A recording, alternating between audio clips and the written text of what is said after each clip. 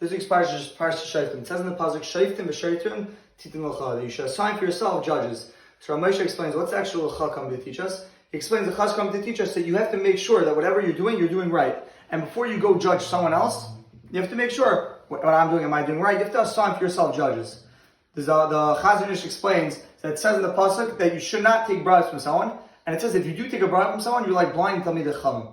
So Parshas Shoftim, what does this mean? It means if there's a court case, there's two people fighting against each other. One person gives the judge a bribe. What's going to happen? The whole truth in this case isn't there anymore. So when it says that you're blind Talmidei Chachamim, it's just saying that the truth's not there anymore because once you bribe someone, the court case is not really truthful anymore.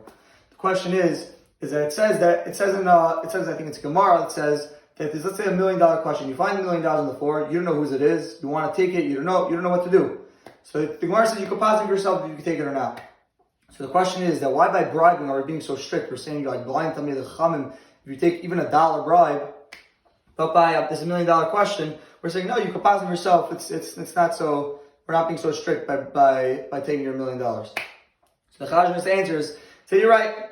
By bribing, when it says that you're blind Talmidei Chachamim, it doesn't mean that the whole court case isn't truthful. What does it mean? It means exeris hakazav. It says in the Torah you shouldn't bribe, so you shouldn't take bribes. So you didn't take bribes. So we have to answer what does it mean? What does it mean in the Torah when it says that you're blind Talmidei Chachamim? So the Chazon explains that I don't know what this exactly means, but he says that if you give a bribe to someone or you take a bribe from someone, you're going to become blind. I don't know if he means literally you're going to become blind, but that's all he says. He says you're going to become blind. Now, Chayim asks a question, and that is that it says in the pasuk that Eid Echad is not believed to come in the Bezdin and say he just saw so and so doing avodah zarah.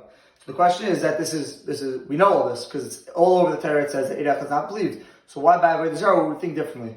So Chayim answer that by avodah zarah you would think differently because avodah zarah is such a severe punishment that if one person comes to the Bezdin, you would think that a guy comes to the Bezdin and says this and this guy did avodah zarah.